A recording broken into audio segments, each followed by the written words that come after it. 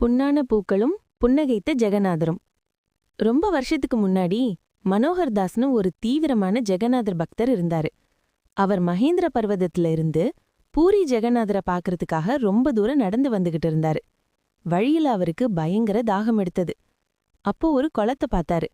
அங்க ஆச்சரியமா அந்த பனிக்காலத்திலையும் குளம் முழுக்க அழகான தாமரப்பூக்கள் பூத்து குலுங்குச்சு. இது நம்ம பகவான் கொடுத்த கிஃப்ட்னு நினைச்சு மனோகர்தாஸ் அந்த பூக்களை பறிச்சு தன்னோட பழைய துணியில சுத்தி எடுத்துக்கிட்டாரு. ஆனா பூரி வந்து சேர ரொம்ப நாள் ஆனதுனால அந்த பூக்கள் எல்லாம் அழுகி ஒரு மாதிரி வாட அடிக்க ஆரம்பிச்சிடுச்சு. ஆனாலும் மனோகர்தாஸ்க்கு ஜெகநாதர் மேல இருந்த பக்தியில அந்த பூக்கள் அழுகுனது கண்ணுக்கு தெரியல. கோவிலுக்குள்ள போய் பூசாரிங்க கிட்ட சாமிக்கு இந்த பூவை சாத்துங்கன்னு கொடுத்தாரு. அந்த மூட்டைய திறந்து பார்த்த பூசாரிங்க முகம் சுளிச்சிட்டாங்க. ஏயா, இந்த அழுகி போன பூவை கொண்டு வந்து சாமிக்கு கொடுக்கறியே, அறிவிருக்கான்னு சொல்லி அவரை திட்டி அடிச்சு வெளியில தள்ளிட்டாங்க. அந்த பூக்களையும் குப்பையில வீசிட்டாங்க. மனசொடைஞ்சு போன மனோகர்தாஸ் அந்த குப்பையில கிடந்த பூக்களை எடுத்துக்கிட்டு அழுதுகிட்டே ஒரு மடத்து ஓரமா மயங்கி விழுந்துட்டாரு.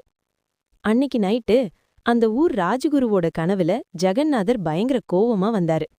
என் பக்தன் மனோகர்தாஸ உங்க ஆளுங்க அவமானப்படுத்திட்டாங்க. அவன் கொடுத்த பூவுக்காக நான் காத்துக்கிட்டு இருக்கேன்.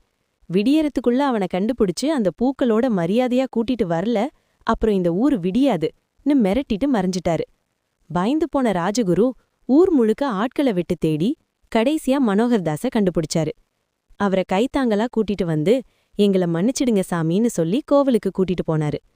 அந்த பழைய துணியில இருந்த அழுகிப்போன பூக்களை சாமி சிலையில தொட்ட உடனே ஒரு அதிசயம் நடந்தது. அந்த அழுகின கருப்பு பூக்கள் எல்லாம் நிமிஷத்துல வாசனையான ஃப்ரெஷ்ஷான தாமர பூக்களா மாறிடுச்சு. அந்த இடமே ஒரு திவ்யமான வாசனையில நிறைஞ்சது. இதை ஞாபகப்படுத்துற மாதிரிதான் இன்னைக்கும் பூரி ஜெகநாதர் கோவில்ல பத்மபேஷ் அப்படிங்கிற அலங்காரம் வருஷத்துக்கு ஒரு முறை நடக்குது. பக்தியோட கொடுத்தா பகவான் அழுகின பூவை கூட ஏத்துக்குவாருங்கிறது தான் இந்த கதையோட நீதி. ஜெகநாதருக்கு அரோகரா.